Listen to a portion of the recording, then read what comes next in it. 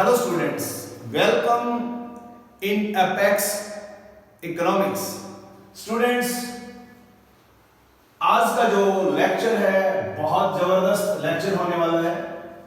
आज का जो लेक्चर है वो रहेगा different approaches towards macro economics, या हम कह सकते हैं डिफरेंट स्कूल ऑफ थॉट्स।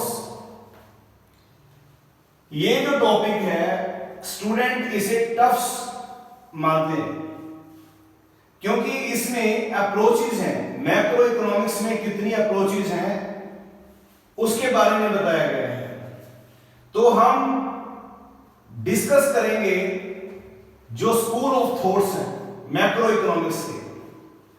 तो मैक्रो इकोनॉमिक्स के मेन जो हम स्कूल ऑफ थॉट्स पढ़ते हैं या जो अप्रोचेस पढ़ते हैं मैक्रो इकोनॉमिक्स की, वो टोटल 4 हैं। मेन जो अप्रोचेस हैं, कुछ और भी बन सकती है। इनमें से सबसे पहली और सबसे इंपॉर्टेंट है वो है क्लासिकल स्कूल ऑफ थॉट, या इसे हम बोल सकते हैं द क्लासिकल अप्रोच।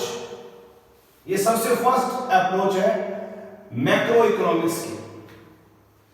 अब बात यह है कि जो क्लासिकल है उसमें जो व्यूज हैं या उसमें जो थॉट्स हैं वो कितने इकोनॉमिस्ट के हैं। तो क्या हुआ कि जो इकोनॉमिस्ट थे जिनके एम्प्लॉयमेंट के बारे में सिमिलर व्यूज थे उनको कलेक्टिवली कहा जाता है। उनके थॉट्स को जब कलेक्टिवली हम स्टडी करते हैं तो उसको बोलते हैं क्लासिकल स्कूल ऑफ थॉट। देखो यहां बिल्कुल सिंपल एक लाइन लिखी हुई है, the ideas, laws and theories propounded by J.B. से जिन बिप्टिस्टे से, एक इकोनॉमिस्ट हो गया है J.B. से, दूसरा J.S. मिल, तीसरा माल्थस, चौथा पीकू, पांचवा डेविड रिकार्डो, छठा एल्फ्रेड मार्शल और कार्ल मार्क्स। यानी कि जो मैंने यहां इकोनॉमिस्ट लिखे हैं डिफरेंट, एक बार फिर रिपीट कर दूं मैं इनको, J.B. से, J.S. Mill, Malthus, Pigou, David Ricardo, Alfred Marshall, Karl Marx, इन सभी के एम्प्लॉयमेंट के बारे में सिमिलर व्यूज थे। तो इनके जो व्यूज हैं उनको कलेक्टिवली यानी कि together known as classical economics. तो क्लासिकल इकोनॉमिक्स जो है वो है बहुत सारे जो इकोनॉमिस्ट हैं जिनके एम्प्लॉयमेंट के बारे में सिमिलर व्यूज थे, उनका एक कलेक्टिव कंपोजिशन। और सबसे पहले जो वर्ड क्लासिक है, वर्ड क्लासिक वो यूज किया था कार्ल मार्क्स ने। और आपकी नॉलेज के लिए बता दूं कि जो वर्ड क्लासिक होता है उसका मतलब होता है द बेस्ट, यानी कि सबसे उत्तम। तो कलेक्टिवली जो आइडियाज, लॉज और थ्योरीज थी एम्प्लॉयमेंट के बारे में इन इकोनॉमिक्स की, J.B. से, J.S. Mill, Malthus, Pigou, David Ricardo, Alfred Marshall, Karl Marx, तो उनके व्यूज सेम थे, उनको कलेक्टिवली कहा जाता है क्लासिकल स्कूल ऑफ थॉट। तो ये तो इकोनॉमिस्ट हो गए जो इसके अंडर आते हैं। अब ये क्लासिकल स्कूल ऑफ थॉट मानते क्या थे, मतलब इनके व्यूज क्या थे, उनको हम डिस्कस करते हैं। इनके व्यूज बड़े ही सिंपल से थे। ये कहते थे कि full employment is the normal feature of a capitalist economy और फ्री इकोनॉमी, यानी कि एक कैपिटलिस्ट और फ्री इकोनॉमी में फुल एम्प्लॉयमेंट एक नॉर्मल सिचुएशन होती है और इन द लॉन्ग पीरियड, और ये बात करते थे लंबे समय की, यानी कि full employment is the normal feature of a capitalist economy in the long period. ये है क्लासिकल थ्योरी ऑफ एम्प्लॉयमेंट। और इनका मानना था कि अगर बाई चांस किसी पॉइंट पे जाके शॉर्ट रन में अगर डिसइक्विलिब्रियम होता है इकोनॉमी में या अनएम्प्लॉयमेंट होता है, तो ऑटोमेटिकली वो एडजस्ट हो जाएगा। कुछ मार्केट फोर्सेस होती हैं जैसे डिमांड और सप्लाई, वो ऑटोमेटिकली इसे कन्वर्ट कर देगी किसमें, फुल एम्प्लॉयमेंट। तो सिंपल सी बात अगर हम डिस्कस करें कि क्लासिकल स्कूल ऑफ थॉट का ये मानना था कि एक कैपिटलिस्ट इकोनॉमी में जिसमें गवर्नमेंट कोई इंटरफेयर नहीं करती, लॉन्ग पीरियड में हमेशा फुल एम्प्लॉयमेंट होता है। अगर अनएम्प्लॉयमेंट हो भी जाता है तो कुछ इकोनॉमिक फोर्सेस जो है वो इसे ऑटोमेटिकली कन्वर्ट कर देंगे फुल एम्प्लॉयमेंट में। जैसे मैं आपको एक एग्जांपल बताता हूं, मान लो शॉर्ट पीरियड है, शॉर्ट पीरियड में अनएम्प्लॉयमेंट हो गया, अनएम्प्लॉयमेंट। तो क्या होगा, जब अनएम्प्लॉयमेंट होता है तो आप सभी को पता है कि वेज रेट कम हो जाती है, यानी कि वेजेस डिक्रीज कर जाएंगी। जब वेज कम होती है, वेज कम हो जाती है तो कॉस्ट कम हो जाती है, और कॉस्ट कम होती है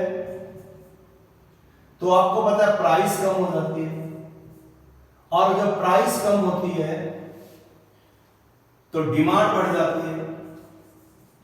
यहां हम डिमांड करेंगे, एग्रीगेट डिमांड की बात करेंगे, डिमांड बढ़ जाती है, डिमांड बढ़ जाती है तो आउटपुट बढ़ाना पड़ेगा, आउटपुट बढ़ेगा तो प्रोडक्शन बढ़ाना पड़ेगा, और प्रोडक्शन बढ़ेगा तो दोबारा से डिमांड फॉर लेबर बढ़ जाएगी, और डिमांड फॉर लेबर बढ़ेगी तो फुल एम्प्लॉयमेंट हो जाएगा इकोनॉमी में, फुल एम्प्लॉयमेंट अचीव हो जाएगा।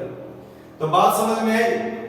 सिंपल सी स्टोरी बताइए मैंने, अगर शॉर्ट पीरियड में अनएम्प्लॉयमेंट होता है तो वेज फॉल कर जाती है, मजदूरी की दर घट जाती है, कम हो जाती है, इससे कॉस्ट कम हो जाती है, कॉस्ट कम होने से प्राइस कम हो जाती है, प्राइस कम होने से डिमांड बढ़ जाती है, डिमांड बढ़ने से आउटपुट बढ़ाना पड़ता है, आउटपुट बढ़ाते हैं तो डिमांड फॉर लेबर बढ़ जाती है, डिमांड फॉर लेबर बढ़ जाती है तो क्या हो जाता है, फुल एम्प्लॉयमेंट अचीव हो जाता है। तो इस तरह से हम कह सकते हैं कि शॉर्ट पीरियड में ऑटोमेटिकली कुछ इकोनॉमिक फोर्सेस जो होती हैं वो कन्वर्ट कर देती हैं फुल एम्प्लॉयमेंट में। ये मानते थे क्लासिकल इकोनॉमिस्ट। और इनका एक जबरदस्त जो समर्थक था वो था जेबीसे। जेबीसे ने एक लॉ दिया है अपना, supply creates its own demand, यानी कि पूर्ति अपनी मांग का निर्धारण खुद करती है। तो जेबीसे का कौन सा लॉ है? Market law. और मार्केट लॉ क्या है? Supply creates its own demands, यानी कि सप्लाई जो है वो अपनी मांग खुद क्रिएट करती है। जेबीसे भी ये मानता था कि जो सेविंग्स है वो नहीं की जाती, और अगर सेविंग की जाती है तो सारी की सारी इन्वेस्ट हो जाती है। तो जो सप्लाई है, मान लो 100 करोड़ रुपए का प्रोडक्शन हुआ है तो सारे का सारा डिमांड हो जाएगा वो, यानी कि सप्लाई 100 करोड़ की है तो 100 करोड़ की डिमांड भी होगी, नथिंग रिमेन बैलेंस, कुछ भी चीज बाकी नहीं बचेगी। तो हमेशा इकोनॉमी में फुल एम्प्लॉयमेंट बना रहेगा। तो क्लासिकल जो स्कूल ऑफ थॉट था उसका जो मेन समर्थक था वो था जेबीसे, और जेबीसे ने एक लॉ दिया है जिसका नाम है सेज लॉ ऑफ मार्केट। और सेज लॉ ऑफ मार्केट क्या है? Supply creates its own demand. तो ये था हमारा एक स्कूल ऑफ थॉट, यानी कि क्लासिकल स्कूल ऑफ थॉट। अब ये जो हमने टॉपिक है इसका पार्ट 1 लिया है इसमें, क्योंकि अगर मैं इसके चारों पार्ट डिस्कस करता एक ही लेक्चर में तो कंफ्यूजन हो जानी थी। तो जो नेक्स्ट इसका पार्ट 2 आएगा, अभी पार्ट 2 में मैं डिस्कस करूंगा केंजियन स्कूल ऑफ थॉट। उसके बाद जो तीसरा पार्ट भी आएगा इसका, तीसरा पार्ट जो है उसमें आएगा मॉनेटरिस्ट व्यू। चौथा पार्ट भी आएगा, उसमें आता है थ्योरी ऑफ रैशनल एक्सपेक्टेशन। तो ये 4 स्कूल ऑफ थॉट होते हैं, classical school of thought, Keynesian school of thought, monetarist view और एक है the theory of rational expectations. तो हम सेकंड पार्ट में डिस्कस करेंगे केंजियन स्कूल ऑफ थॉट। ये लेक्चर था हमारा क्लासिकल स्कूल ऑफ थॉट का। लास्ट में मैं ब्रीफ कर देता हूं इसकी बड़ी सिंपल सी 2-4 लाइनें जो आपने लिखनी है क्लासिकल स्कूल ऑफ थॉट की। उसमें क्या लिखना आता है कि क्लासिकल स्कूल ऑफ थॉट है वो किसी एक इकोनॉमिस्ट की देन नहीं है। बहुत सारे इकोनॉमिस्ट थे, जिनमें से JS Mill, Malthus, Pigou, David Ricardo, Alfred Marshall, Karl Marx, इनके व्यूज, इनकी थ्योरीज, इनके लॉज एम्प्लॉयमेंट के बारे में सिमिलर थे। तो इनके व्यूज को कलेक्टिवली कहा जाता है क्लासिकल इकोनॉमिक्स। और इनका जो मेन क्या था classical economics, according to classical economics, full employment is a normal feature of a capitalist economy. Capitalist economy वो होती है जो फ्री इकोनॉमी होती है, यानी कि जिसमें गवर्नमेंट इंटरफेयर नहीं करती। तो ये मानते थे कि लॉन्ग पीरियड फुल एम्प्लॉयमेंट एक नॉर्मल फीचर होता है। अगर डिसिक्विलिब्रियम होता है इकोनॉमी में, अनएम्प्लॉयमेंट होता है, तो कुछ इकोनॉमिक फोर्सेस ऑटोमेटिकली कन्वर्ट कर देंगे उसे फुल एम्प्लॉयमेंट में। बस इतनी सी बातें हैं, इतना सा थीम लिखना है। और ये रोल देते हैं प्राइस को। Demand and supply market forces है, उनसे प्राइस डिटरमाइन हो जाती है, प्राइस कम या ज्यादा होती है, जिससे ये फुल एम्प्लॉयमेंट अचीव किया जाता है। तो ये था स्टूडेंट्स हमारा lecture classical school of thought. Next part इसका जरूर देखना है, और नेक्स्ट एक पार्ट में इसके 3 पार्ट हो आएंगे, तभी आपको सारे का सारा लेक्चर समझ में आएगा। अगर फिर भी आप कोई डाउट्स हैं तो कमेंट सेक्शन में आप मेरे से डिस्कस कर सकते हैं। तो ये था हमारा लेक्चर। अगर आपने हमारा एक चैनल है, इसका नाम है अपेक्स इकोनॉमिक्स, अगर अभी भी सब्सक्राइब नहीं किया तो प्लीज सब्सक्राइब करें। अगर मैटर अच्छा लगता है तो हमें लाइक भी करें, और हमारे जो चैनल का जो लिंक है अपने दोस्तों के साथ, अपने साथियों के साथ शेयर करें, ताकि आपको कमिंग जो वीडियोस हैं उनके नोटिफिकेशंस भी मिलते रहें। और इसी के साथ इस लेक्चर को करते हैं खत्म। और नेक्स्ट जो इसका पार्ट 2 है वो जरूर देखना है।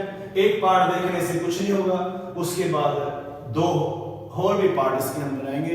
तो ये है स्टूडेंट्स आज का lecture classical school of thought. Thanks students, thanks a lot.